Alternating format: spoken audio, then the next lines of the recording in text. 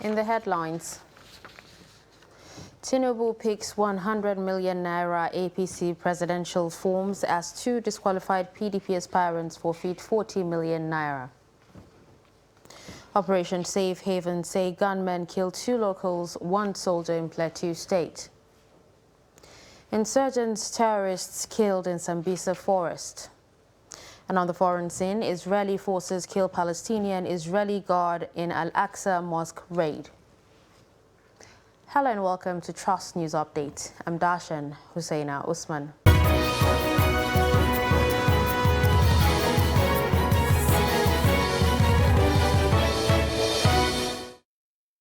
We begin with politics. The national leader of the All Progressives Congress, Asiwaju Bola Tinubu, has picked the nomination and expression of interest forms of the ruling party.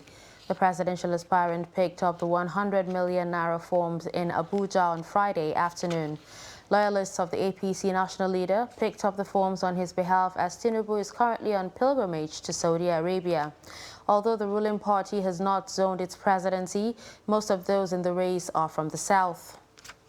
We are here as a team to, on behalf of Asiwaju Bola Ahmed Tinubu, picked up the form that he has personally paid for, and because he's out of the country, he paid for his form directly and asked us to come and pick up the form, and that's why we are here. He's the only contestant that we know. Senator Bola Tinubu is a branded product.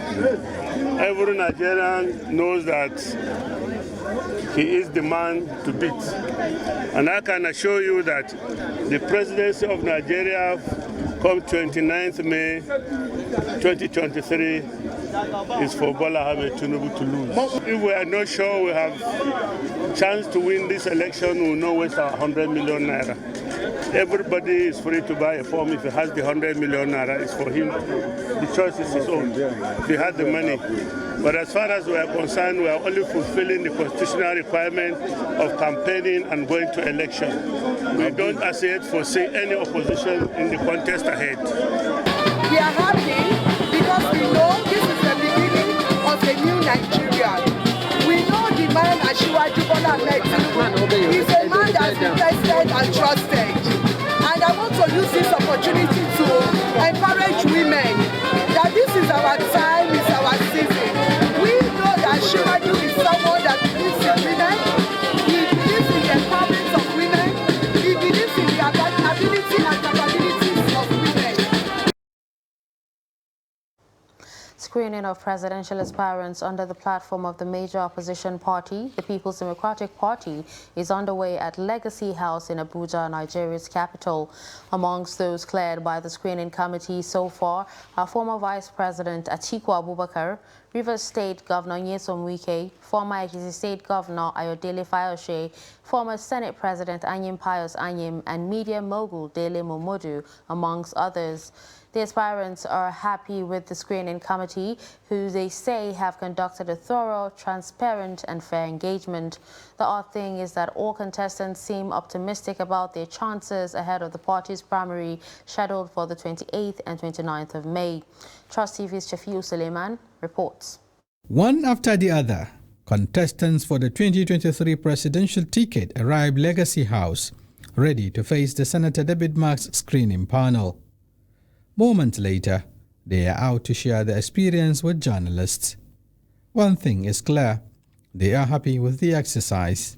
I was very excited to see them. Some I've known for a very long time.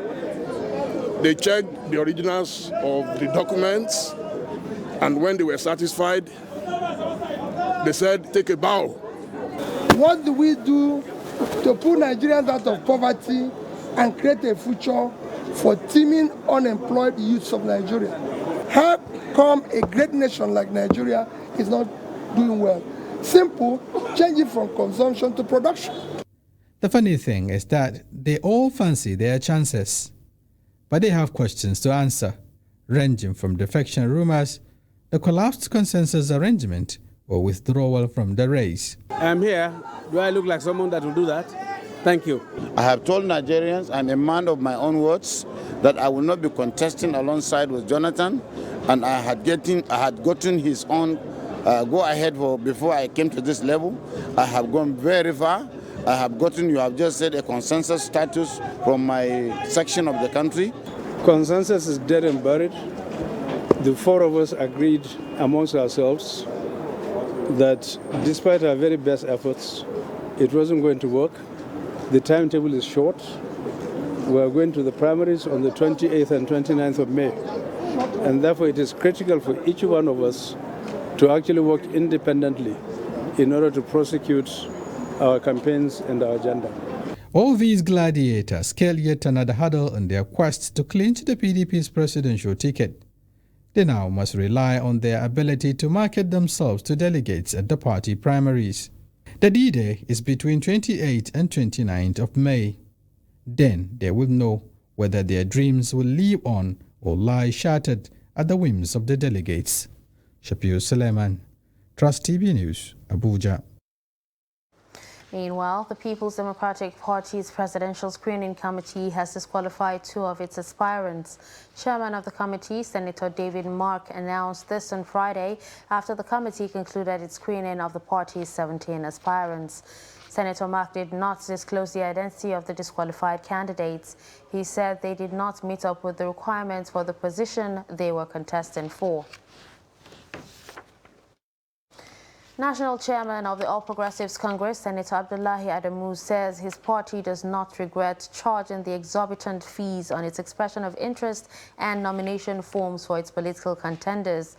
Senator Adamu spoke on Friday to newsmen at State House Abuja after meeting with President Muhammadu Buhari. Kehinde Amodu reports. 100 million naira for a presidential nomination form is considered too high in a country where a large number of its population live under the poverty level. For a party that rode to power on its identification with the country's masses, the optics are just not right. But the APC has stuck to its guns, and aspirants have even begun to pick forms. Funny enough, the leadership of the party does not believe it has made a mistake. We have no regret whatsoever. We did some homework. We know what it takes to go through primaries, go through presidential campaign, go through election of the president. We know what it takes. We also do know that there are citizens who are qualified to contest, but who are not serious contenders, who will just want to take anything cheap by the roadside and assert what they call their rights and create problems for our party. The question is why? In the enormity of work that has to be done, and this work will be done with money, and we don't want to continue going begging, particularly in an election year like this. So I want to see that we are able to mobilize sufficient funds to support our efforts to win election. The criticism some quarters may be well-founded. I have no quarrel with that. But the propensity of this, that people just assume this is the ruling party, this is the whipping boy in our democracy. I have no quarrel with that. Every one of us has his right to express himself, and I'm in full support of those observations. But we wear the shoes of our party, and we know where it pinches us. If the APC is not prepared to pay heed to the bad optics of charging huge fees for nomination and expression of interest forms, perhaps the authorities should. A school of thought believes anti-corruption agencies should investigate the source of the funds used to purchase such forms, and then perhaps the domination of the political terrain by big money bags will reduce considerably. From State House Abuja, Kehinde Amodu, Trust TV News. Similarly, the national chairman of the All Progressives Congress, Senator Abdullahi Adamu, has presented Ekiti APC gubernatorial candidate Abiodun Oyebanji to President Muhammadu Buhari. The president received the candidate in his office at State House Abuja on Friday, promising him full support. Kehinde Amodu reports. The Independent National Electoral Commission (INEC) is fixed to June 18, 2022 for the conduct of the Ekiti State gubernatorial elections. The candidate of the APC, Abiodun Oyebanji, emerged after tumultuous primaries in the wake of aspirants, alleging that the contest was skewed in favor of the governor's candidate. But all that seems to have been glossed over, with President Buhari wishing the APC candidate the best of luck in the polls. We definitely have made Ekiti better than how we found it when we came in October 2018. And the job is not finished. You may think it's finished. We still have 6 months down the line before I take my exit from office. And we will do everything we can to continue to run on full steam till the very last day in office. Governor Atiku Bagudu of Kebbi State is to lead the party's campaign in the Ekiti State election.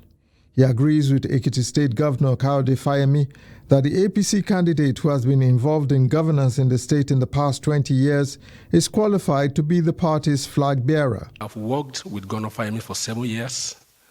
I worked with Governor Adebayo for 4 years. I have put 11 years into the service of my people in Ekiti State. I understand their visions and their aspirations. On Tuesday this week, we unveiled my manifesto, and I will unveil you one before I leave this place. And the manifesto is to foster prosperity in Ekiti State and continue with the project of the Kayode Fayemi administration. He was very pleased with the curriculum vitae of the candidate and his record of service. And she assured the chairman and the party and the candidate maximum support. The elections are just over a month away. All eyes are turned to Ekiti State to see if Governor Fayemi can install a successor, or if that quirky Ekiti independent spirit will rear its head again. From State House Abuja, Kehinde Amudu, Trust TV News. Still talking politics, Minister of Transportation and presidential aspirant under the All Progressives Congress, Rotimi Amechi, says there is a need to focus on electing a young, vibrant and experienced person like him as the next president of Nigeria in 2023.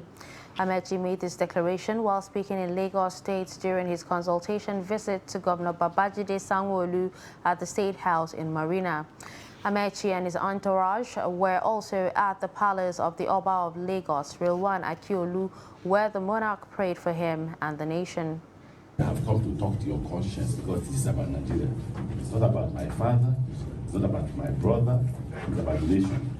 I served as a governor in a state where people were being killed, people were being kidnapped. Robbery was on the increase. People couldn't go out in Port Harcourt. Parties weren't going on. Health sector was in a problem because the only means of entertainment for husbands was their wives. But in 6 months, I opened up the city, chased away the criminals, got people back on their feet, got people to go back to work, got people to go back to parties, got people into whatever they wanted to do. So I am the only aspirant of the party that does not only come with experience, but have served in a state where what is facing us now had faced us in that state. What are the issues? The first issue is economic prosperity. And when I was the governor of Rivers State, I said, if you don't provide the people with a legal means of livelihood, they will provide for themselves an illegal means of livelihood. All of them are economists. Always, say that God in itself will help the cause of this country. I want to say to you, that you are eminently qualified, and there's no doubt about that. I want to wish you the very best in this journey. Clearly, for a whole lot of us in Lagos State, assuredly has continued to be a rallying point. And I tell everybody, future belongs to God. If it is efficiency, knowledge, activity, you are qualified. But future belongs to God. pray God Almighty to give you good health, long life. Amen. You see, like Machiavelli, he said, yes, justify the means. If you are looking for power, forget everything about morals. Me, I don't agree like that. I want to see you every time. The best will happen. God will give us the best man who will address all our problems, who will move Nigeria forward. If it is you, no problem. I want to see you. But you are very agile and honest to the fault. On security, operatives of Operation Safe Haven maintaining peace in Plateau and environs say gunmen have killed 2 locals and a soldier at Rikwe Chongu village of Kwel district of Bassa local government area of Plateau State. The media officer of the operation, Major Ishaku Takwa, who confirmed the incident to newsmen on Friday in Jos, said the incident occurred on Thursday night, adding that OPSH deployed its troops to the community. But David Mallison, National Publicity Secretary of the Irigwe Development Association, said 3 locals were killed, 1 person injured, and several houses razed. Mallison identified those killed to include Marcus Audu, 41, Ya Wenke, 42, and Amos Kanga, 61. You're watching Trust News Update, coming up after the break. Bauchi residents call for intervention on soaring prices. Do stay with us.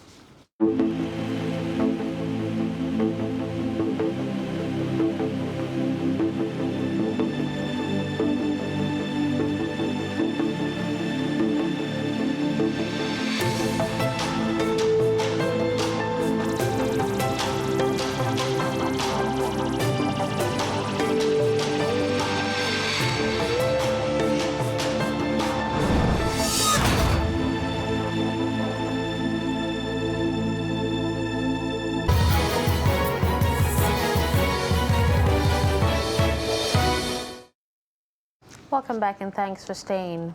Let's take a look at some of our major stories. We told you that Tinubu picks 100 million naira APC presidential forms as 2 disqualified PDP aspirants forfeit 40 million naira. You also heard that Operation Safe Haven say gunmen killed 2 locals, 1 soldier in Plateau State. Still on security, scores of Boko Haram and the Islamic State of West African Province terrorists have been killed by the Nigerian Army Special Forces of Operation Hatinkai, who stormed 13 camps of the terrorists in Sambisa Forest in the northeast of Borno State. Vanguard reports that the terrorists were eliminated after a crushing intrusion into their forest enclaves in a week-long operation by the troops of 402 Special Forces Brigade under the 2nd phase of Operation Desert Sanity. Military sources said the troops successfully cleared the terrorist hideouts in 12 locations in Bama, local government area of Borno State. Counterinsurgency experts in Lake Chad, Zagazola Makama, while confirming the offensive, said the terrorists left behind over 500 women and children, including their families and those that they forcefully abducted. President Muhammadu Buhari has renewed the appointment of Dr. Yahaya Baba Adamu as Medical Director and Chief Executive of the Federal Medical Center, KEFI, in Nasarawa State, according to a letter dated April 6, 2022, and signed by the Minister of State for Health, Dr. Adeleke Mamora. The renewal of the appointment is with effect from the May 7, 2022. The statement by the head of Public Relations and Protocol of the Federal Medical Center, KEFI, Esang Uram, says the reappointment follows the transformational leadership of Dr. Yahaya Adama, who has turned around the fortunes of the center since he came on board. As the Ramadan fast enters its last days with Muslim faithfuls preparing for the Salah, prices of perishable food items and other essential commodities are witnessing an astronomical increase in the Nigerian markets. Against this backdrop, residents of Bauchi are calling on the federal government to put in place modalities that will ensure the farmers supply enough of such commodities at prices that will be affordable by all. Adamu Imam completes the report. With few days to the Eid al-Fitr Salah celebration, Nigerians are lamenting the high price of perishable items, saying it is high time the government stepped in. The government should find a way of helping the farmers. I think that will subsidize the prices of things,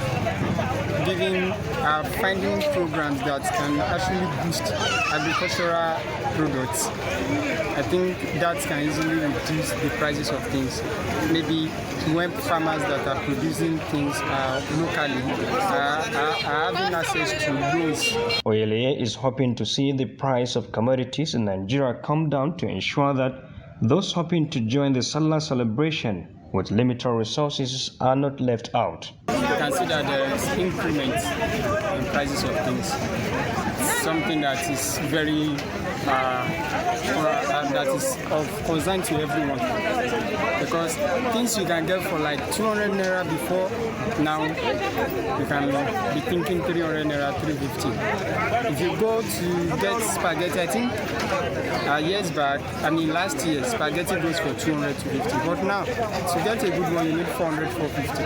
Adeto Iochi, who frequently visit the market to buy soup condiments, attribute the price increase to sailors who always want to make a reasonable profit during festive periods. Things are going high.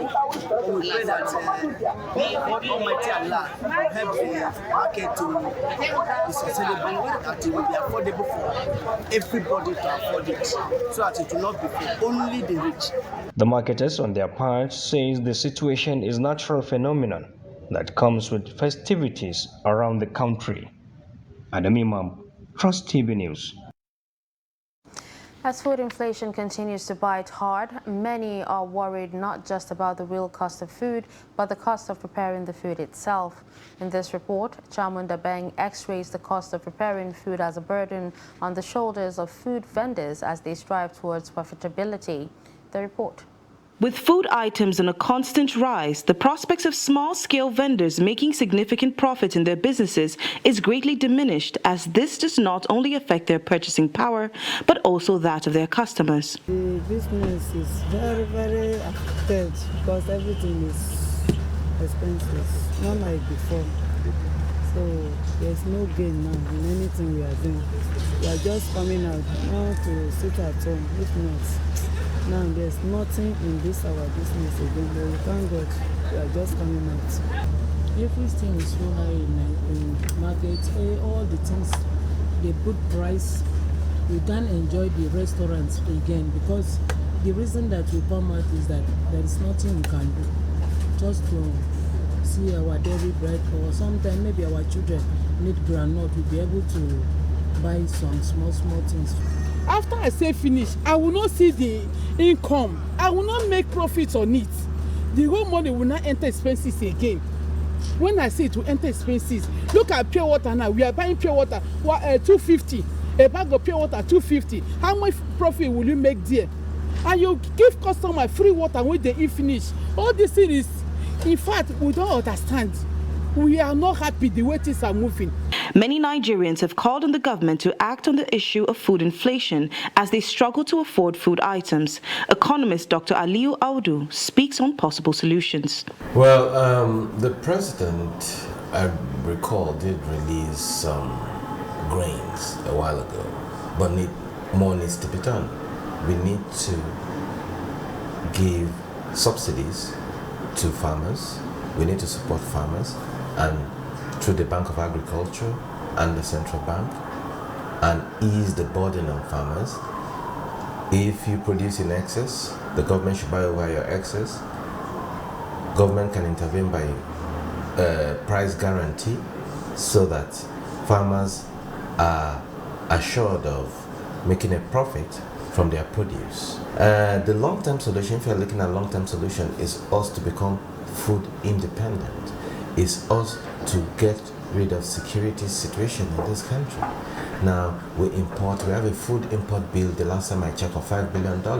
We import wheat, milk, fish, sugar, and what have you. All these are imported. We don't need to import that. That's why you see the Naira is very weak, because we are always importing food. The long-term strategy is for farmers to be encouraged, like it was done in the rice sector. Farmers were given loans. We banned the importation of rice, and now Nigerians, we are growing our own rice. Nigerian local rice is now competing with foreign rice because over time they've been able to perfect the trade. They've been able to do well in refining rice, and that's what we need to do. We need to ban the importation of sugar, we need to ban the importation of other foods and support local content. Chamun Dabeng, Trust TV News, Abuja. Away from Nigeria, a Palestinian man and an Israeli guard have been killed in separate incidents in the occupied West Bank after Israeli forces raided the Al-Aqsa Mosque compound last Friday of the Muslim holy month of Ramadan. Israeli forces killed a Palestinian man overnight on Friday in the north of occupied West Bank, according to Palestinian Health Ministry. Yahya Adwan, 27, was shot in the chest during an Israeli army operation in the town of Azun, the ministry said in a statement on Saturday. Meanwhile, a guard was attacked at the entrance of the Ariel settlement, the Israeli army said, adding that they were pursuing the perpetrators. And finally, in sports, Liverpool forward Mohamed Salah has been voted Footballer of the Year by sports writers in England, while Chelsea's Australian striker Sam Kerr won the Women's Award. Salah took 48% of the votes for the Football Writers Association Award, ahead of Manchester City midfielder Kevin De Bruyne and West Ham midfielder Declan Rice. Salah, whose 30 goals this season have spearheaded Liverpool's bid for a quadruple of trophies, is in talks with a new contract, with the club increasingly hopeful that the Egyptian international will stay at Anfield. Kerr's 18 goals have helped Chelsea top the Women's Super League table, claimed 40% of the vote. And with this, we've come to the end of News Update on Trust TV. You can follow us across all our social media platforms. I'm Dashan Husseina Usman. Thanks for watching.